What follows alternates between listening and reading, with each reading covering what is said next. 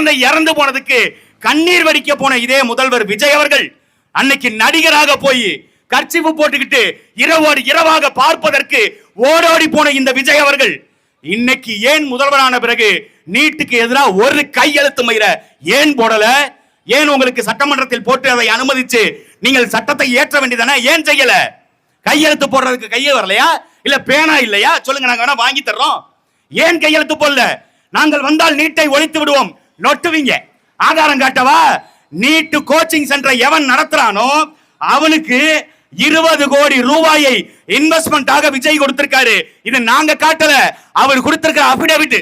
தேர்தலில் பிரமாண பத்திரம் தாக்கல் செய்யும் பொழுது அதுல கொடுத்திருக்காரு. Kokilambal institution, Kokilambal international school, Kokilambal NEET coaching centre கும்பகோணத்துல இருக்குது, சென்னையில இருக்குது. அந்த நிறுவனத்திற்கு 20 கோடி ரூபாயை முதலீடாக போட்டிருக்காரு இந்த மாநிலத்தின் முதலமைச்சர். அவர் எப்படி நீட்டை ஒழிப்பாரு? நீட்டை ஒழிப்பதற்கு ஒரு துரும்பை அகற்றுவார் அவரு? நகற்றுவாரா? செய்ய மாட்டார். நீட்டு பிரச்சனை முதல்ல எங்க இருந்து ஆரம்பிக்குது? இப்ப கேட்டா என்ன தெரியுமா சொல்றாங்க? திமுகவை திட்டத்தை விட்டுட்டு எங்களையவே திட்டுறீங்க, விஜயவே திட்டுறீங்க. ஏன் திட்டம் தெரியுமில? ஊர்ல அடிச்சா ஏன்னு கேட்க நாதி இல்லாம ஒரு நாய் தெரியுமில, இந்த காங்கிரஸ் ஒரு நாய். அது இவ்வளவு நாள் திமுக கூட இருந்துச்சு, அதனால திமுக போட்டு பொழந்துகிட்டு இருந்தோம். இன்னைக்கு அந்த நாயை நீ கூட்டிட்டு வந்து வச்சிருக்கிற, அதனால உன்னையத்தான் மிதிப்போம். திமுக நாங்க மிதிக்கிறது இருக்கட்டும், எங்களுக்கு அவங்களுக்கு எதுக்கு அங்காளி பங்காளி சண்டை? அவங்களுக்கு தெரியும் நாங்க யாரு, எப்படி பேசுவோம், அவங்களை எங்க தூக்கி போட்டு மிதிப்போம்னு. இந்த நீட்டு சிக்கலுக்கு ஆரம்ப புள்ளி யாரு? நீங்கள் இன்று கூட்டணி வைத்திருக்கின்ற இந்த காங்கிரஸ் கட்சி. இந்த காங்கிரஸ் கட்சி தான் நீட்டுங்கிற பரீட்சையை கொண்டு வந்துச்சு. இன்னைக்கு நாடகம் போடுது. நீட்டுக்கு எதிராக உலகமே திரண்டு போராடுகிறார்கள், இந்தியா முழுக்க போராடுகிறது. மோடி வாய் திறந்தாரா? ராகுல் காந்தி வாய் திறந்தாரா? நீட்டை தடை பண்ணுவோம் ராகுல் காந்தி இதுவரை ஒரு வார்த்தை பேசியது உண்டா? கேட்டா என்ன தெரியுமா சொல்லுவாரு? நீட்டு பரீட்சையை சரியா நடத்தணும், முறையா நடத்தணும், பேப்பர் லீக் ஆகாம நடத்தணும். ஒருத்தன் போட்டிருக்கான், டெல்லியில போராட்டத்துல ஒருத்தன் போட்டிருக்கான், என் குழந்தை டயப்பர் யூஸ் பண்ணுதுல அது கூட லீக் ஆகாதுடா, நீ இப்ப ஏற்படுத்துற இந்த கொஸ்டின் பேப்பர் லீக் ஆகுதுன்னு மானங்கெட்ட கேள்வி கேட்கிறேன். மானங்கெட்ட கேள்வி. ஒரு பரீட்சையை ஒழுங்கா நடத்த தெரியல இந்த நாடு. கேட்டால் இந்த நாடு சுதந்திர நாடு. மோடியினுடைய ஆட்சியில இந்தியா வல்லரசாக போகுது. எப்படி வல்லரசாகும்? ஒரு கொஸ்டின் பேப்பர் லீக் ஆகிறத தடுக்க முடியல. உத்தரப்பிரதேச மாநிலத்துல லீக் ஆகுது, அசாம்ல லீக் ஆகுது. அந்த வினாத்தாளை எடுத்துட்டு போய் படிச்சு 100 மார்க்குக்கு 150 மார்க் வாங்குறான்டா நீட்ல. எப்படிடா 100 மார்க்குக்கு 150 மார்க் வாங்க முடியும்? அந்த வித்தையை எங்களுக்கு கத்து கொடு. ஆனால் தமிழ்நாட்டு மாணவர்களுக்கு அப்படி நீட்டு நடத்தப்படுதா? தமிழ்நாட்டு மாணவர்களை இந்திய மாணவர்களை நடத்துவது போல, வட மாநிலத்து மாணவர்களை நடத்துவது போல தமிழ்நாட்டில் நீட்டு பரீட்சை நடக்குதா? இங்க போனா என் தங்கச்சி துப்பட்டா போடக்கூடாது, கையை இதோட நறுக்கி விட்டணும், ஸ்லீவ்லெஸ் அப்படித்தான் போட்டிருக்கணும், முழு கையோடு வரக்கூடாது, தாலி போட்டிருந்தா தாலியை அறுத்து வச்சுட்டு வா, தோடு போட்டிருந்தா தோடை கழட்டி வச்சுட்டு வா, மூக்குத்தி போட்டிருந்தா மூக்குத்தியை கழட்டி வச்சுட்டு வா. ஏன்டா மூக்குத்தியை கழட்டணும்? மூக்குத்திக்குள்ள பிட்டு கொண்டு போயிருவாங்க. நாங்க பிட்டு கொண்டு போய் அடிச்சு ஒண்ணு பார்க்க தெரிஞ்ச இந்த வெண்ண வெட்டிகள், எங்கள் மாணவர்களை சோதனை செய்த இந்த தர்ம சீலர்கள், யோக்கியவான்கள் பரீட்சையை ஒழுங்கா நடத்த துப்பு இருக்காரா உங்களுக்கு? மாணவர்களுக்கு ஒழுங்கா பரீட்சை நடத்த துப்பு இல்ல. அந்த மாநிலத்துல பத்திரிக்கை இதை வச்சு எழுதுறான், அவன் புத்தகத்தை வச்சு எழுதிட்டு இருக்கான் உத்தரப்பிரதேசத்துல. அதெல்லாம் எப்படி? நீட்டு மாணவர்கள் இது எப்படி சொல்றான்னா, மருத்துவத்தினுடைய தரத்தை நாங்கள் உயர்த்த போகிறோம். எப்படி மருத்துவத்தினுடைய தரத்தை உயர்த்துவீங்க? இந்த மருத்துவ பாடம் இருக்கின்ற நபர்கள் யாரு? எங்களுக்கு நீட்டு இந்த கோச்சிங் சென்டர் வச்சிருக்கீங்கல்ல, அதுல பாடம் இருக்கின்ற ஆசிரியர்கள் யாரு? ஏற்கனவே நீட்ல பாஸ் பண்ணவங்களா? இல்ல இன்னைக்கு மருத்துவம் எங்களுக்கு எடுக்கின்ற பாடம் இருக்கின்ற மருத்துவர்கள், ப்ரொஃபசர்கள் அவங்க எல்லாம் நீட்டு பரீட்சை எழுதி பாஸ் பண்ணிட்டு வந்தவங்களா? யாரும் கிடையாது. யாருமே நீட்டு படிக்கல. எங்க அக்கா பிஜேபியில தான் இருக்காங்க, தமிழிசை சவுந்தரராஜன் நீட்லயா பாஸ் பண்ணாங்க? அவங்க மருத்துவரா இல்ல. எங்க ஐயா அன்புமணி ராமதாஸ் நீட் எழுதிட்டா வந்தாரு, அவர் மருத்துவரா இல்ல. அவங்க எல்லாம் மருத்துவம் பார்க்கலையா? எல்லாம் மருத்துவம் பார்க்கிறான். ஆனா இவனுக்கு சம்பாதிக்க ஒரு வழி, நீட்டுங்கிற பரீட்சையை கொண்டு வந்து அதுல பணம் பறிக்கின்ற ஒரு கும்பல். அந்த கும்பல் இன்னைக்கு விஜய் கையிலேயே மாட்டிக்கிச்சு. அவர் விஜய் அதுக்கு ஆட்பட்டு 20 கோடி ரூபாயை இன்வெஸ்ட் பண்ணி இருக்கிறார். நீங்க நீட்டு வேணாங்கிற மனநிலை இருக்கிறவரு, நீட்டை எதிர்க்கணும்னு பேசுறவரு, தமிழ்நாட்டில் மட்டும் கடந்த 5 ஆண்டுகள்ல 30க்கும் மேற்பட்டவர்கள் நீட்டு பரீட்சை எழுதிட்டு பாஸ் பண்ண முடியாம இறந்து போயிருக்கான். 30 பேருடைய குடும்பத்திற்கு யார் பதில் சொல்லுவா? 30 பேருடைய அந்த இழப்புக்கு இந்த அரசு என்ன பொறுப்பேற்க போகுது? இந்த அரசுக்கு அது குறித்து ஏதாவது ஒரு சிந்தனை இருக்கா? காங்கிரஸோட கூட்டணி வச்சிருக்கே, அந்த காங்கிரஸை சார்ந்த சிதம்பரத்தினுடைய மனைவி நளினி சிதம்பரம் தான் நீட்டுக்கு எதிராக தமிழ்நாடு விலக்கு பெற்ற பிறகு வழக்கு போட்டு வாதாடி மறுபடியும் நீட்டை கொண்டு வந்து விட்டது நளினி சிதம்பரம். டெல்லி நீதிமன்றம் வாசல் நின்று அந்த நளினி சிதம்பரம் சொல்றாங்க, இனி எந்த கடவுளே வந்தாலும் நீட்டை இந்தியாவில் தடை பண்ண முடியாது. நீங்க தான் விஜய் கடவுளாச்சே, கடவுள்னு நம்பி ஓட்டு போட்டீங்களா? மக்களை கேளுங்க உங்க கடவுள்கிட்ட. உங்க கடவுளை கொஞ்சம் கருணை காட்ட சொல்லுங்களேன். நீட்ல இருந்து விளக்க கொஞ்சம் வாங்கி தர சொல்லுங்களேன். எங்க மாணவர்கள் கொஞ்சம் ஒரு 5 வருஷம் நீங்க ஆட்சியில் 6 மாசம் இருக்கீங்களோ, 1 வருஷம் இருக்கீங்களோ, 2 வருஷம் இருக்கீங்களோ, ஆனா இளவு 10 நாள் கூட இருந்துட்டு போ. நீ போஸ்ட் கொடுத்துக்க, வீடியோ எடுத்துக்க, நான் வேணாலும் ரீல்ஸ் வேணாலும் போடுறேன். உங்க தெய்வத்தை இறங்கி வந்து நீட்ட ஒரு 5 மாசம் இல்ல ஒரு 5 வருஷம் தடை பண்ணி வச்சுட்டு போக சொல்லுங்களேன் பாப்போம். யாரு கூட கூட்டணி வச்சு நீ நீட்ட ஒழிக்க போறேன் கேட்டால் அவர் பெரிய போராளிங்க. அவரை பார்த்தா மோடியை கிடுகிடுன்னு நடுங்குவார். இப்படித்தான் சொன்னாங்க. மோடியை பார்த்தா பாகிஸ்தான் கிடுகிடுன்னு நடுங்கும், மோடியை பார்த்தா பாக்குற இடத்துல அவன் மூத்திரம் போயிடுவான் அப்படின்னப்ப நாங்க அதை தான் கேட்டோம். மோடி என்ன பஸ் ஸ்டாண்ட்ல இருக்க கக்கூசடா பார்த்தோம்னா மூத்திரம் போறதுக்குன்னு. அந்த மாதிரி இப்ப ஐயா விஜயும் கேட்கணும் போல இருக்கு. மோடி எங்கேயாவது மூத்திரம் போனோம்னா உங்க ஆள் என்ன கக்கூசான்னு கேட்கணும். என்னத்தை சாதிச்சு கிழிச்சிருவாரு நீங்க ஓட்ட போட்டுவிட்டு நீட்டுக்கு பிறகு நாங்க மாற்று வந்துடும். திமுக செய்யலையா? இவன் நீங்க எந்த கேள்வியை கேளுங்க. அந்த ஆட்சியில திமுக செய்தார்களே, அவர்கள் செய்தார்களே, அவன் தான் ஒரு உப்புக்கு சப்பானி, அவன் வேலைக்கு ஆக மாட்டான்னு தெரிஞ்சுதானே நீங்க வந்தீங்க.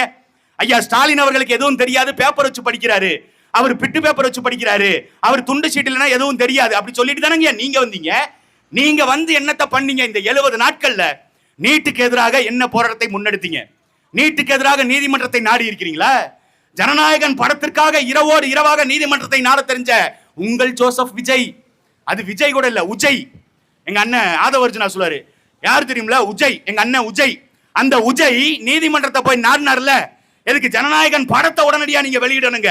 எப்படி தேதியை குறிச்சிட்டு நீங்க இது பண்ணலாம்? நீதிமன்றத்தை நாடினீங்க. இப்ப இந்த 41 பேர் குடும்பம் செத்து போனவங்களுக்கு 31 பேருக்கு நீங்க அரசு வேலை கொடுக்குறேன்னு நீங்க. நாம் தமிழர் கட்சி ஒருத்தன் கேட்டான், அமைச்சர் விஜய் பாலாஜின்னு, சீமான்னா யாருன்னு இன்னைக்கு தெரியுதா? சீமான்னா யாருன்னு, சீமானோட படம் யாருன்னு இன்னைக்கு தெரியுதா? விஜய் பாலாஜிக்கு தெரிஞ்சிருக்கும். தெரியலன்னா இன்னும் தெரிஞ்சுப்ப. நீ 5 வருஷம் இரு. நீ எங்க கல்லாப்பட்டியில நீ கை வச்சாலும் முன்னாடி வந்து நாங்க நிப்போம், அப்படி கையை கட்டிட்டு எறா பாப்போம். நீ சம்பாரிச்சிரு. நீ நினைச்சுக்கிட்டு இருக்க திமுக அதிமுக போல நாங்களும் கமிஷன் வாங்கிட்டு அப்படி கையை கட்டி வேடிக்கை பாப்பாடே. நாங்கள் கருணாநிதியை பார்த்து வரலடா, நாங்க ஜெயலலிதா எம்ஜிஆரை பார்த்து வரல. நாங்கள் எங்கள் தலைவன் பிரபாகரனை பார்த்து களத்துக்கு வந்தவங்க. கை நீட்டி காசு வாங்குறது எங்க பழக்கம் இல்ல. நீ நீட்ன நாங்க போட்டு கொடுப்போம். நீ வா, நீ முடிஞ்சா நீ சம்பாரிச்சு பாரு. அவர் கேட்கிறாரு, 31 பேருக்கு இப்படி எல்லாம் நீங்க வந்து அரசாணை கொடுக்கறத ரத்து பண்ணிட்டாங்க, நாங்கள் உடனடியாக உச்சநீதிமன்றத்தை நாட போறோம். உச்சநீதிமன்றத்துக்கு இதை போய் நாடுறீங்கல்ல. 31 பேர் குடும்பத்திற்கு உச்சநீதிமன்றம் போறீங்க, ஜனநாயகன் படத்துக்கு உச்சநீதிமன்றம் போறீங்க, காவிரி பிரச்சனைக்கு உச்சநீதிமன்றத்துக்கு போங்கடா, அது பேச மாட்டாங்க. நீட்டு பிரச்சனைக்கு உச்சநீதிமன்றம் போங்கடா, அதை நாங்க பேச மாட்டாங்க. இவங்க ஆட்சிக்கு வந்த இந்த 70 நாளைக்குள்ள மருத்துவ மேல் படிப்பு நீட் இல்ல, மருத்துவ மேல் படிப்புல 219 இடங்கள் தமிழ்நாட்டுக்கு கிடைக்க வேண்டிய இடம் 219. அதுல 151 இடத்தை தமிழ்நாடு அரசாங்கம் பூர்த்தி செய்யாததுனால, அதுல மருத்துவர்கள் சேர்ந்து படிக்காததுனால அந்த 151 இடம் தமிழ்நாட்டு மக்களுக்கு, இங்க இருக்கிற மருத்துவர்களுக்கு கிடைக்க வேண்டிய அந்த படிப்புக்கான கோட்டா மத்திய அரசு எடுத்துட்டு போயிருச்சு. இதுக்கான வழக்கு உச்சநீதிமன்றத்தில் நடந்துகிட்டு இருக்கு. 70 நாட்களாக இவர்கள் எதிர்த்து ஒரு வாய் கூட பேசல. உச்சநீதிமன்றத்தில் ஒரு வழக்கறிஞரை போட்டு அந்த வழக்கை நடத்த துப்பு இல்ல. இவர்கள் நீட்டை மீட்க போறாங்களா? இவர்கள் நீட்டை ஒழிக்க போறாங்களா? 151 சீட்டு போச்சு, மருத்துவ சீட்டு இந்த ஆண்டுக்கு போயிருச்சு. இப்ப அடுத்த வருஷம் 219. இவங்க ஆட்சியில இருந்தா அந்த 219 கண்டுப்பா நினைக்கல. அதெல்லாம் எதுவுமே தெரியாதுங்க இவங்களுக்கு. திமுக நீட்டை கொண்டு வரும் பொழுது காங்கிரஸோட கைகோர்த்து இருந்துச்சு. திமுகவை நாங்க விமர்சிக்கிறோம். நளினி சிதம்பரம் வழக்கு போட்டாங்க. அந்த வழக்குல ஜூனியரா வாதாடினது யார் தெரியுமா? வில்சன். யாரு? திமுகவினுடைய நாடாளுமன்ற உறுப்பினர் வில்சன் தான் அந்த வழக்குல நளினி சிதம்பரத்துக்கு ஜூனியராக போய் அங்க வாதாடினது. திமுக ஒன்னும் நல்லவர் கிடையாது, திமுக யோக்கியர்கள் கிடையாது, திமுக கரவேட்டி கட்டியவர்கள் எல்லோரும் உத்தம சீலர் கிடையாது, தேவ தூதர் கிடையாது. நாங்களும் அவங்கள சொல்றோம், அவங்க சனிக்கிழமை நாங்க அடிப்போம்டா, நீங்க ஏன்டா அடிக்கிறீங்க? நீங்க தான் சாதிக்க வந்தவர்கள்ல, நீங்க சாதிங்கள. நீட்டு பரீட்சை நினைச்சா ஒரே நாள்ல தூக்க முடியும். யாரால முடியும்? பிரபாகரன் பிள்ளை அண்ணன் சீமானால முடியும். வந்தா ஒரே கையெழுத்து. ஏய், மருத்துவ கல்லூரி என்னது? மருத்துவ கல்லூரியில வேலை பார்க்கின்ற மருத்துவர்களுக்கு சம்பளம் கொடுக்கிறது நானு, படிக்க போறது என் புள்ள, என் மாணவன். நீ யாரா நீட்டின் போடுறதுக்கு? நீ அப்படி நீட்டை போட்டா என்ன சொல்லுவ? நாங்கள் அங்கீகாரம் கொடுக்க மாட்டோம், இந்தியா முழுக்க மருத்துவர்களை நாங்கள் தேர்வு செய்ய மாட்டோம், தமிழ்நாட்டில இருந்து வரக்கூடிய மருத்துவர்களை நாங்கள் வைத்துக் கொள்ள மாட்டோம். டேய், நாங்க எங்க பிள்ளைகளை படிக்க வைக்கிறது எங்களை மருத்துவம் பார்க்கறதுக்கு தாண்டா, உங்களுக்கு ஏன்டா நாங்க சேவகம் செய்யணும்? தேவையில்ல போ. நீ அங்கீகரிக்க வேண்டிய அவசியமே இல்ல. வெளிப்படையா பேசணும். இப்படி பேசுவாரா விஜய்? முதல்ல பேசுவாரா? அதெல்லாம் பேச மாட்டாரு. சட்டமன்றத்தில் போயிட்டு என்னங்கடா, சட்டமன்றத்தில் போய் நின்றுட்டு நடிச்சுக்கிட்டு அங்க போஸ் கொடுத்துக்கிட்டு எல்லாரும் சொன்னாங்க விஜய் உதயநிதியை ஓட விட்டுட்டு பாருங்க சம்பவம் பண்ணிட்டாருங்கன்னு. ஆனா தியேட்டர்ல போய் பார்த்ததுக்கு அப்புறம் தெரியுது அவன் சினிமா படம் ப்ரோமோவுக்கு எடுத்து வச்சிருக்கான். அந்த ஷூட்டிங்கே சட்டமன்றத்தை ஷூட்டிங் ஸ்பாட்டாக மாற்றி விட்டார்கள். இன்னைக்கு யாரும் எழுத்து கேட்கறதுக்கு ஆள் இல்ல. இன்னைக்கு சொல்றாங்க திமுக காரங்கலாம், நாம் தமிழ் கட்சிக்காரங்க ஒரு 4 பேராவது உள்ள போயிருக்கலாம், ஏங்க அப்படி சொல்றீங்க? சீமானாவது உள்ள போயிருக்கலாங்க, ஏங்க அப்படி சொல்றீங்க? எங்களால அவங்கள ஹேண்டில் பண்ண முடியல. பாத்துக்கங்க, 70 ஆண்டு அரசியல் கட்சி அவனால முடியல. அவன் எங்களை சமாளிக்க முடியாம இருந்தான், இப்ப இவங்கள சுத்தமா சமாளிக்க முடியல. ஏன்னு கேட்டா, ஒருத்தர் 2 பேர் பைத்தியமா இருந்தா சமாளிக்கலாங்க, 107 பைத்தியங்கள் உள்ள வந்திருக்கு, நாங்க என்ன பண்றது? எனக்கு முன்னாடி அண்ணன் பூமி என்ன பேசும்போது சொன்னார்ல, கக்கன் இருந்த சட்டமன்றம், காமராஜர் இருந்த சட்டமன்றம், ஜீவானந்தம் இருந்த சட்டமன்றம், இன்னைக்கு யாருங்க இருக்கா? கருணாநிதி ஜெயலலிதா இந்த சட்டமன்றம் யாரும் சொல்லாதீங்க, அவங்க 2 பேரும் அந்த லிஸ்ட்ல தான் நாங்க வச்சுக்கிறோம், அதனால அவங்களையும் விட்டுருங்க. இப்ப இன்னைக்கு யார் இருக்கா? சோடா பாட்டில் அடிச்சவன், படத்துக்கு பிளாக் டிக்கெட் வித்தவன், லாட்டரி டிக்கெட் வித்தவன், பெண்களுக்கு பாலியல் தொந்தரவு கொடுத்தவன், கள்ளச்சாராயம் வித்தவன், இவெல்லாம் தான் இன்னைக்கு சட்டமன்ற உறுப்பினர்கள். எதுக்கு இவங்களுக்கு சட்டமன்ற உறுப்பினர் பதவி? அவங்களுக்கு கொடுத்தீங்களா என்ன போராட்டம்? ஏதாவது ஒண்ணு? 70 நாட்கள்ல இதை நாங்கள் சாதித்திருக்கிறோம். லஞ்சம் ஊழலை நாங்கள் ஒழித்து விட்டோம். இன்னைக்கு ஒரு பேட்டி கொடுக்கிறார் மார்வாடி ஒருத்தர் சென்னையில, அவங்களாவது 40,000 50,000 வாங்கிட்டு இருந்தாங்க, இவங்க லட்சக்கணக்கு கோடிக்கணக்கில் கேட்கறாங்க, அதுவும் காசா வாங்க மாட்டேங்கிறாங்க, தங்க கட்டியா வாங்கி கொடுன்னு கேட்கறாங்க அப்படின்னு இன்னைக்கு ஒருத்தர் பேட்டி கொடுக்கிறார். லஞ்ச லாவணியத்தை எல்லா இடத்திலும் ஒழித்து விட்டோம், மார்கட்டுகிறார்கள். ஜனநாயகன் படத்தோட டிக்கெட் 1000 ரூபாய்க்கு என் நண்பர்கள் வாங்கி படம் பார்த்தாங்க. அவர் நடிச்ச படத்தை 200 ரூபாய்க்கு தியேட்டர்ல டிக்கெட் வைன்னு சொல்றாங்க, அதை வாங்கி 1000 ரூபாய்க்கு விற்கிறான். அங்கேயே 800 ரூபாய் லஞ்சம் பெறப்படுது. அதையே அவரால் தடுக்க முடியல.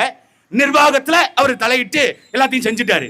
தனியார் பள்ளிக்கூடங்களுக்கு பாருங்க, அனுமதி கொடுக்கறதுக்கு காசு வாங்கி இருக்காங்க, இவ்வளவு நாள் வாங்கி இருக்கிறாங்க, இன்னைக்கு வாங்கலங்க. அதுவும் பெய்டு ப்ரமோஷன். யார் லஞ்சம் கொடுக்கறவனை கூப்பிட்டு பெய்டு ப்ரமோஷன், நாங்க லஞ்சம் வாங்கலன்னு நீயே சொல்லி முடிச்சுட்டு அங்கிட்டு பின்னாடி போன உடனே அப்புறம் அவங்களுக்கு எவ்வளவு கமிஷன் கொடுத்தீங்க? 40%. ஐயா நீங்க எவ்வளவு எதிர்பார்க்கறீங்க? நாங்க பர்சன்டேஜ் எல்லாம் கேட்க மாட்டாங்க, யாருன்றதுக்கு உங்களுக்கு தெரியும். யாரு கூப்பிட்டு பேட்டி கொடுக்க சொன்னா அதெல்லாம் கொஞ்ச நாள் போக போக தெரியும் பாருங்க. அவர்கிட்ட சொல்றாங்க 40% நீங்களும் கேட்பீங்களா? நாங்க அவ்வளோலாம் கேட்க மாட்டோம். அப்புறம் என்னங்கய்யா, நீங்க கொடுக்கறத கொடுங்க, எவ்வளவு கேட்குறீங்க? அவங்களுக்கு எவ்வளவு கொடுத்தீங்க? 40%. அது எவ்வளவு தொகை வரும்? 1 கோடி ரூபான்னா 40 லட்சம் ரூபா வருங்க. அதுல ஏதாவது பார்த்து நமக்கு கொடுத்துட்டு போயிருங்க. இப்படி லஞ்சம் ஊழலை மறைமுகமாக வாங்கிட்டு இருக்கான் 70 நாட்கள். நிறைய விஷயம் சொல்லிவிடுவேன், மண்டைக்குள்ள அவ்வளவு இருக்குது. ஏன்னா இவங்க இந்த 70 நாள்ல பண்ணது நீங்க பாருங்களேன். எங்க ஐயா KN நேரு தொடுவாங்களான்னு பாருங்க. செந்தில் பாலாஜிக்கு ஸ்கெட்ச் போட்டிருக்காங்கல்ல, செந்தில் பாலாஜியை தூக்குறதுக்கு இவ்வளவு வேலை நடக்குது இல்ல. எங்க அண்ணன் அன்பில் மகேஷையோ, எங்க ஐயா KN நேருவையோ, இங்க பக்கத்துல திண்டுக்கல்ல இருக்க எங்க ஐயா பெரியசாமியோ எங்க தாவேக்காவை தொட சொல்லுங்க பாப்போம். மாட்டார்கள். டீலிங் முடிஞ்சிருச்சு, பேக்கரி டீலிங் முடிஞ்சிருச்சு. அதனால அவர்கள் மீது கை வைக்க மாட்டார்கள். இவர்கள் தான் ஊழலை ஒழிக்க வந்தவர்கள். எந்த பிரச்சனைக்கும் வாய் திறந்து பேச மாட்டேங்கிறான். சிஜேபின்னு காக்ரோச் ஜனதா பார்ட்டி, அது முதல்ல எப்படி ஆரம்பிச்சதுன்னு தெரியுமா? அதுக்கும் காரணம் யாருன்னா இந்த நாட்டில் உள்ள நீதி அரசர்கள் வாய் திறந்து பேசுறாங்க. மோடி அரசாங்கத்திற்கு எதிராக சமூக வலைதளங்கள்ல சோசியல் மீடியால எழுதிக்கிட்டே இருக்கிறாங்க. அவர்கள்லாம் கரப்பாம்பூச்சிகளாக புல்லுருவிகளாக இருக்கிறார்கள். இந்த நாட்டு இளைஞர்கள் வேலை வாய்ப்பு இல்லாம வெட்டியா உட்கார்ந்துக்கிட்டு சோசியல் மீடியால எழுதுறான்னு ஒரு நீதிபதி விளையாட்டா சொன்னார். அந்த விளையாட்டா சொன்ன வார்த்தை எடுத்து ஒருத்தன் கட்சி ஆரம்பிச்சு டெல்லி இந்தியாவினுடைய தலைநகரையே புரட்டி போட்டுட்டான். அங்க அவ்வளவு பெரிய போராட்டம் நடக்குது. அவன் நீட்டு பரீட்சை வேணான்னு போராடல, அவன் நீட்டு பரீட்சையை சரியா நடத்துங்கிறான்.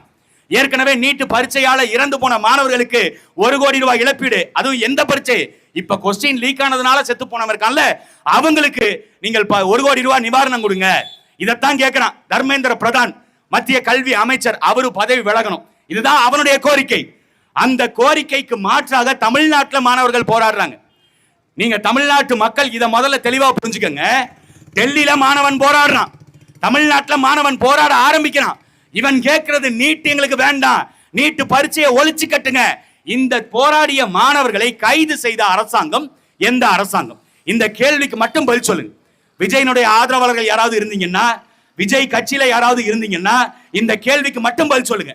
தமிழ்நாட்டில் போராடிய மாணவர்களை எந்த அரசாங்கம் கைது செய்தது? மோடியினுடைய அரசாங்கமா, மோடியினுடைய காவல்துறையா, மோடியினுடைய ராணுவமா, அல்லது ஜோசப் விஜயனுடைய காவல்துறையா? அடிச்சு வண்டியில ஏத்தனது யாரு?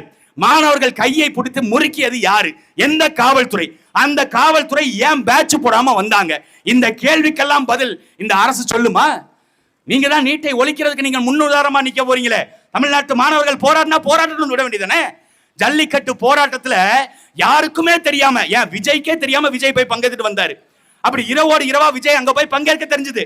ஜல்லிக்கட்டு போராட்டம் மாணவர்களுக்கான போராட்டம், இளைஞர்களுக்கான போராட்டம், மாடுபிடி வீரர்களுக்கான போராட்டம், நம் பண்பாட்டை மீட்கும் போராட்டம் அப்படின்னு பேசுனீங்கல்ல. அதே போல இன்னைக்கு மாணவன் களத்துல இறங்குறான், நாளைக்கு இளைஞன் களத்துல இறங்குவான், நாளைக்கு எல்லோருமே ஒட்டுமொத்த தமிழ்நாடுமே திரண்டு போராடும். நீட்டை ஒழிக்கிறதுக்கு இதுவே ஒரு முதல் படியாக இருக்கணும்னு அனுமதிச்சிருக்கலாம்ல.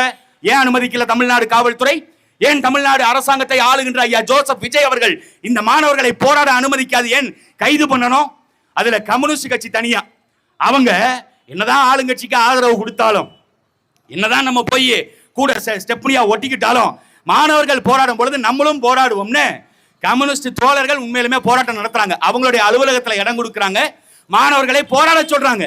அந்த போராட்டத்துல உள்ள போய் ஒரு அம்மா, இந்த சனம் செட்டின்னு ஒரு அம்மா, அந்த அம்மா போய் நான் ஜனநாயகன் பார்த்துட்டு தான் வந்தேன், ஜனநாயகன் பார்க்கறதுனால என்ன பிரச்சனை? உன் வீடு பத்தி எரிஞ்சுக்கிட்டு இருக்கு, ஜனநாயகன் படம் போய் பாப்பியா? உங்க ஆத்தா சீரியஸா கிடக்குது, ஐசியூல இழுத்துக்கிட்டு கிடக்குது, நீ போய் எங்க தளபதி நடிச்ச ஜனநாயகன் படம் வந்திருக்கு நான் பார்த்துட்டு வந்துடுறேன்னு சொல்லிட்டு போயிருவியா? நீ பெத்த பிள்ளை கண்ணெதிர்க்க உயிருக்கு துடிச்சுக்கிட்டு இருக்கும் பொழுது நீ ஜனநாயகன் படம் பார்க்க போவியா? இதெல்லாம் நீ பார்க்க போறீன்னா நீ தாயா இருப்பியா இல்ல பேயா இருப்பியா இல்ல நாயா இருப்பியா? இந்த கேள்விதானே வரும். அப்படிப்பட்ட ஒரு கூத்தாடி கூட்டம் போராடுகின்ற மாணவர்கள்ட்ட போய் நான் படம் பார்த்துட்டு தான் வந்தேன், ஏன் நான் படம் பார்க்க கூடாதா? நீங்கள் போராடுங்க, ஏன் அந்த ஆட்சியில போராடல, ஏன் இந்த ஆட்சியில போராடல? அந்த ஆட்சிகள் செய்யலன்னு தானே இன்னைக்கு விஜய் அவர்களை இந்த நாட்டு மக்கள் தேர்ந்தெடுத்திருக்காங்க. நீங்கள் அதுக்கு தானே அதிகாரத்துக்கு போயிருக்கீங்க. அப்ப என்னத்தை நீங்கள் செஞ்சு கிழிச்சிங்க? நீட்டுக்கு கேள்வி கேட்டா பதில் இல்ல, அதுக்கு அந்த துறை அமைச்சர்கள் பதில் சொல்ல மாட்டாங்க. மாநிலத்தின் முதலமைச்சரை பார்க்கவே முடியாது, ஏன்னா அவருக்கு நிறைய வேலை இருக்குதுங்க.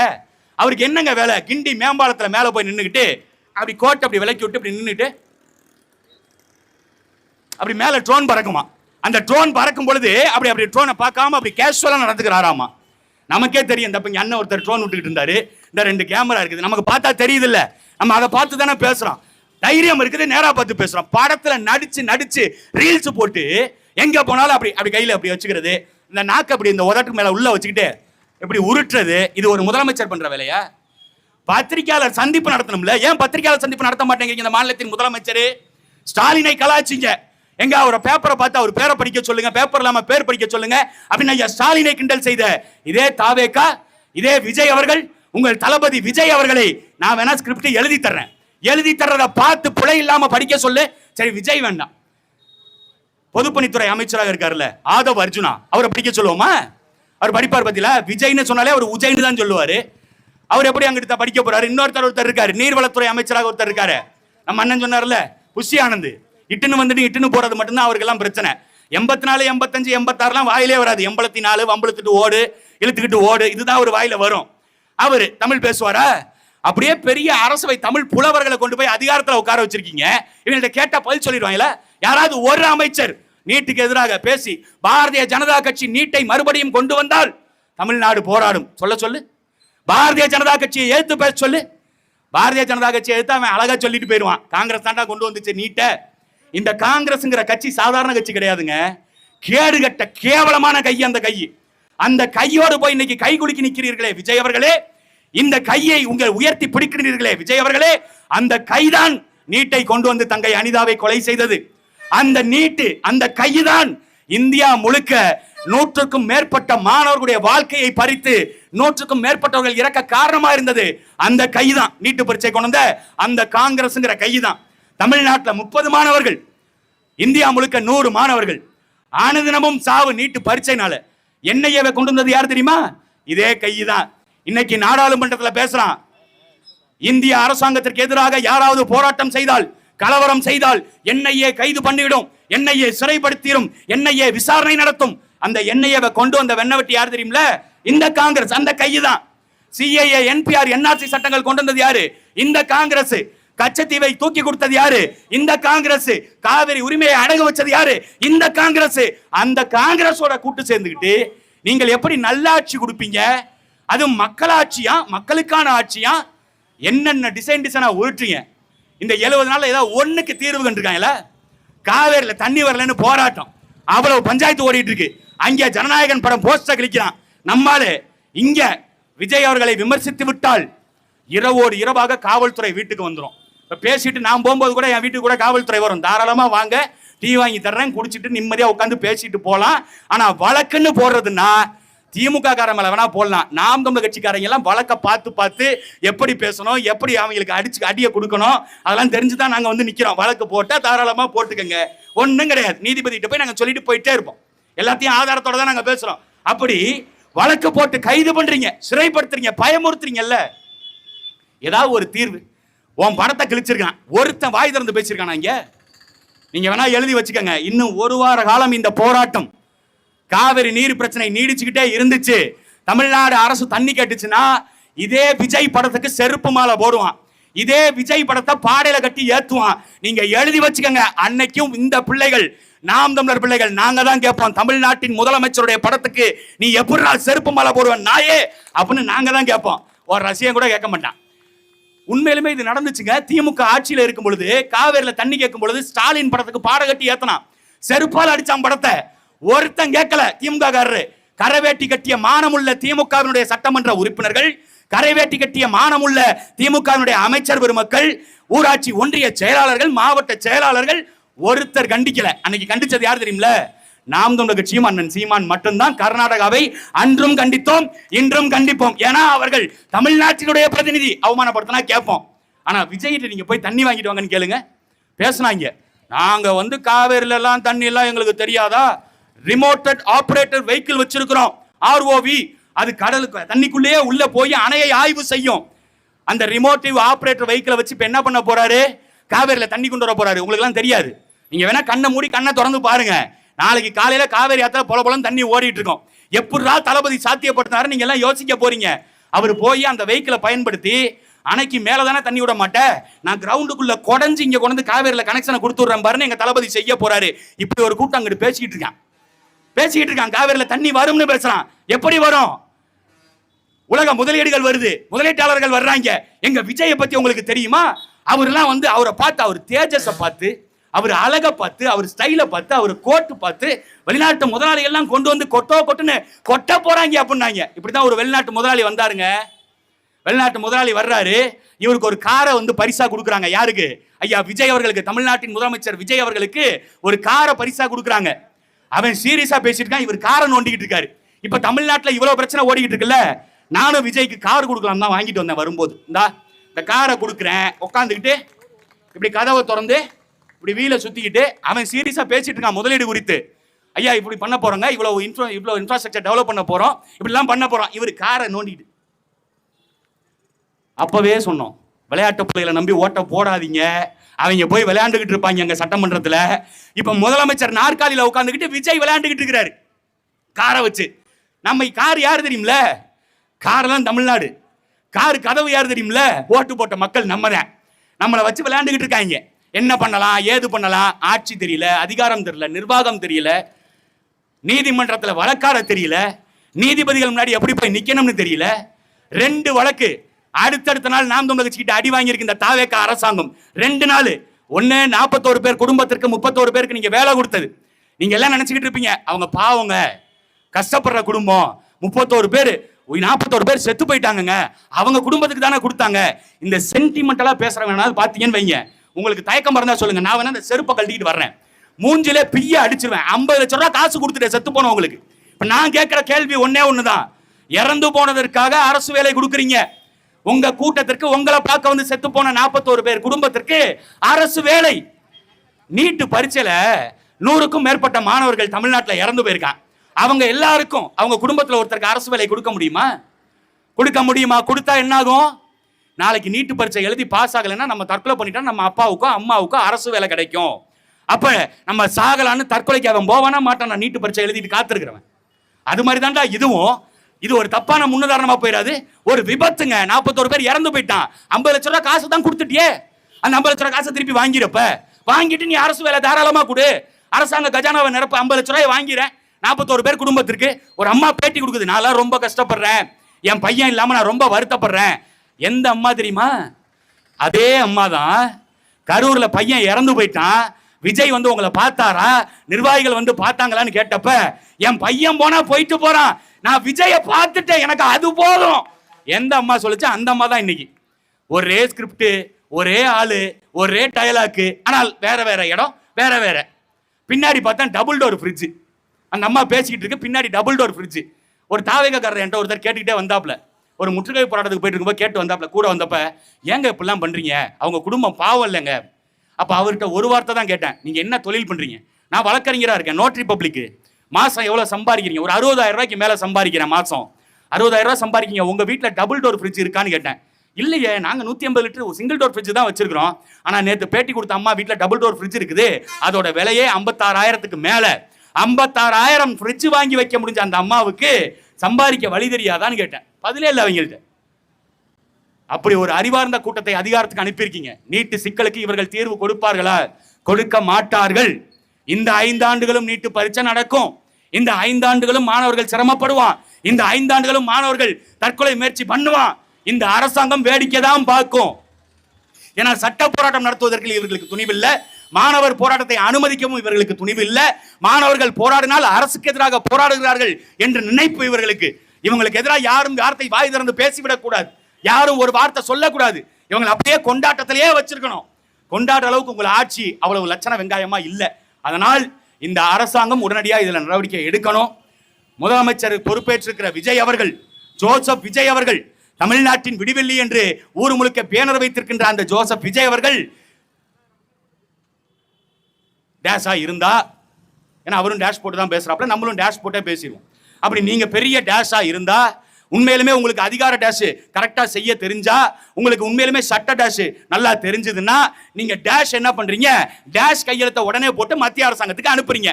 நீட்டு பரீட்சையை நாங்கள் தடை செய்கிறோம், தமிழ்நாட்டில் நீட்டு மாணவர்களுக்கு தேவையில்லை அப்படின்னு இந்த அரசாங்கம் முடிவு எடுக்கணும். எடுக்கிற வரை தமிழ்நாட்டு மக்கள் ஓய போறாங்களோ இல்லையோ, நாம் தமிழர் கட்சி ஒருபொழுதும் ஓயாது நீட்டுக்கு எதிராக குரல் கொடுப்போம். நாங்கள் அதிகாரத்திற்கு வரும் பொழுது கட்டாயம் நீட்டுங்கிற பரீட்சை இந்த நாட்டில் இருக்காது. நீட்டு மட்டுமல்ல, எந்த தகுதி தேர்வும் தேவையில்லை. தகுதி தேர்வுகளால் இந்த மாணவர்கள் அவதிக்குள்ளாக்குறான். அவனுடைய பாடத்திட்டம் அவன் ஒன்று படிக்கிறான், பரீட்சையில் ஒன்று கேட்கிறான். இந்த விதிமுறையே தப்பு. இதை மாற்றுவதற்கு உங்களுக்கு இருக்கிற ஒரே வாய்ப்பு நாம் தமிழர் கட்சி மட்டும்தான். நாங்கள் அதிகாரத்திற்கு வரும் வரை நீங்கள் இதை சகித்துக் கொள்ளுங்கள், வந்தவுடன் சரி செய்வோம். நன்றி, வணக்கம். நாம் தமிழர், நாமே தமிழர்.